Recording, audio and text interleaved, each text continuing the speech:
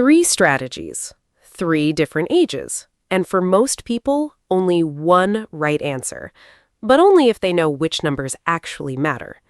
Here is what I tested. I ran the same retiree, same benefit amount, same savings, same health profile through all three Social Security claiming ages. Claimed at 62, claimed at 67, claimed at 70. And in one of those three scenarios, this retiree walked away from more than $120,000 over a 20-year retirement. Not because they made a reckless decision, because they used the wrong math.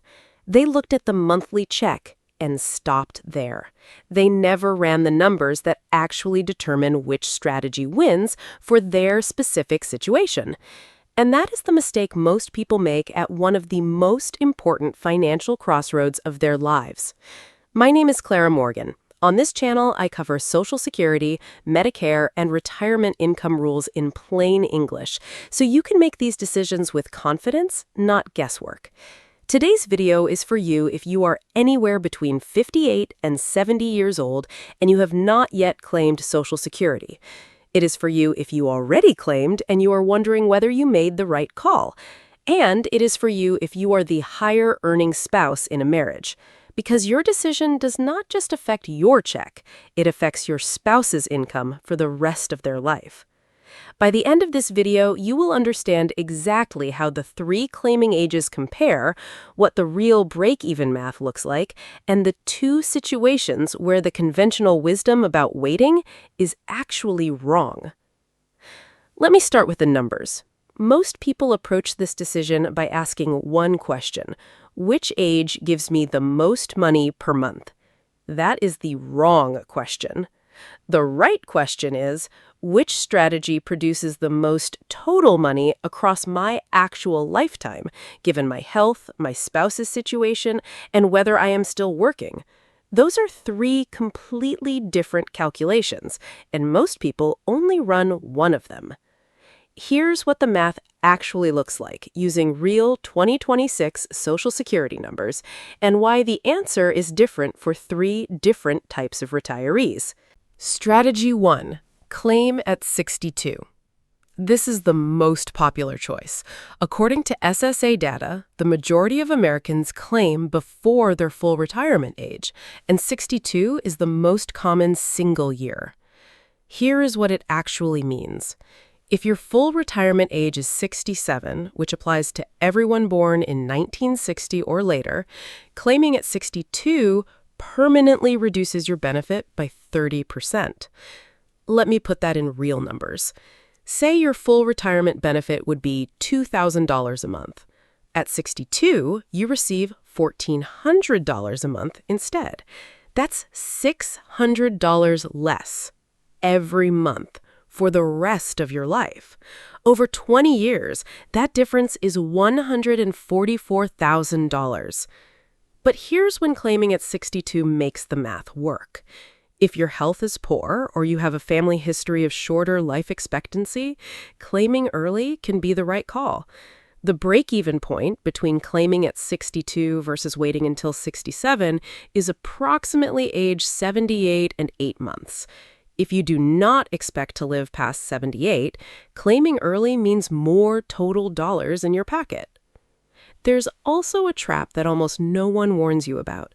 If you claim at 62 and you are still working, even part-time, Social Security will withhold $1 of benefits for every $2 you earn above $24,480 in 2026.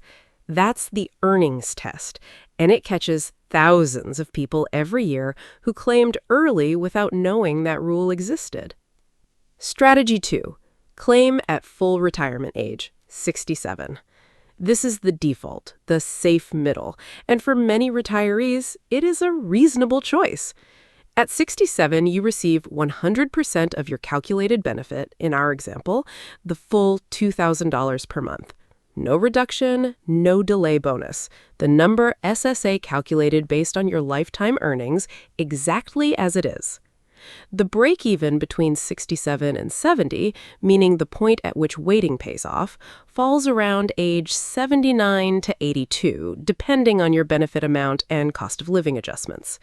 If you expect to live past 80, and for a healthy 65-year-old woman, average life expectancy is now 86, waiting until 70 will likely produce more lifetime income than claiming at 67.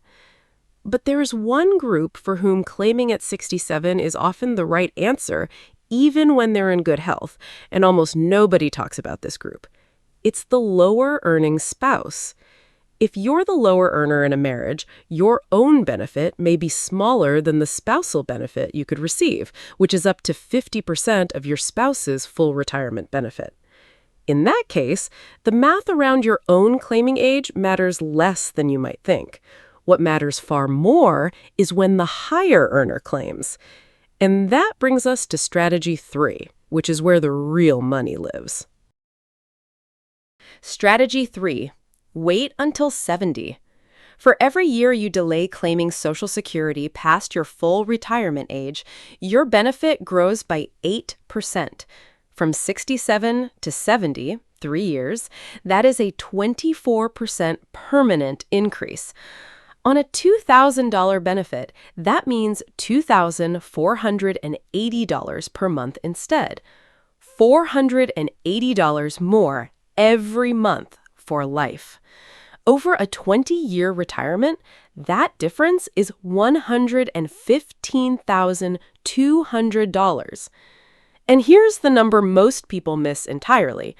Because COLA, the annual cost of living adjustment, is applied as a percentage, the larger your base benefit, the larger your dollar increase every year. In 2026, COLA is 2.8%. On a $2,000 check, that adds $56 a month. On a $2,480 check, the age 70 amount, that adds $69.44 a month. Every single year, the gap between early and late claimers grows slightly wider. But here's the situation where waiting until 70 is most powerful, and it is not the one most people think of. It is when you are the higher earner in a marriage. When the higher earning spouse delays to 70, they are not just increasing their own monthly check. They are setting the floor for the surviving spouse's income for the rest of that spouse's life. If the higher earner claims at 62 and received $1,400 and then passes away at 74, the maximum survivor benefit is based on that $1,400 amount. If that same higher earner had waited until 70 and received $2,480, the survivor benefit could be up to that full amount instead. The difference between those two decisions for a surviving spouse living to age 85 is over $120,000. That is the $120,000 from the title, and now you know exactly where it comes from. The 3 fixes. So, which strategy is right for you? Here's the honest answer.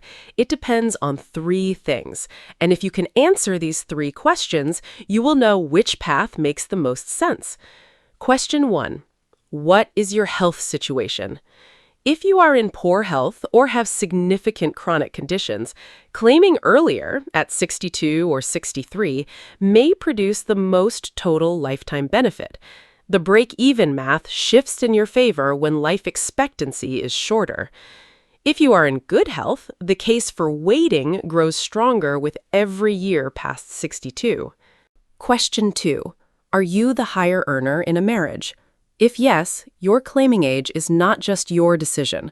It sets the survivor benefit your spouse will receive if you die first. For most married couples where the higher earner is in good health, delaying to 70 is the strategy that produces the most lifetime household income. If you have not run the survivor benefit math, go to ssa.gov and create a My Social Security account. Your personalized statement shows projected benefits at 62, 67, and 70. Question 3. Are you still working? If you claim before 67 and are still working, check the 2026 earnings limit of $24,480. If your income will exceed that limit, either delay claiming until you stop working or wait until you reach full retirement age, at which point the earnings test disappears entirely. These 3 questions are a 15-minute exercise that can protect tens of thousands, or in some cases over $100,000 in lifetime income. As always, for decisions this significant, a qualified financial planner who specializes in Social Security can run the numbers specific to your situation, and that conversation is worth every minute. At the start of this video, I told you that 1 of 3 claiming strategies nearly cost a retiree $120,000. Now you know which one, and more importantly, why. It was not the wrong age. It was the wrong math for their specific situation. The right answer to when you should claim Social Security is not 62, 67, or 70. The right answer is the age that accounts for your health, your spouse's survivor needs, and whether you are still working. If this video helped you see that more clearly, please share it with your spouse, with a sibling approaching retirement, with a parent who has not claimed yet. This is exactly the kind of conversation that changes outcomes, and most people never have it until it is too late. And if you are not subscribed, subscribe now, because next week I am covering something that affects every single Medicare enrollee, a hidden surcharge that quietly raised the premiums of more than 4 million Americans in 2026, and most of them had no idea it was coming. That video could save you over $2,000 a year. It's one you won't want to miss. I'm Clara Morgan. I'll see you next week.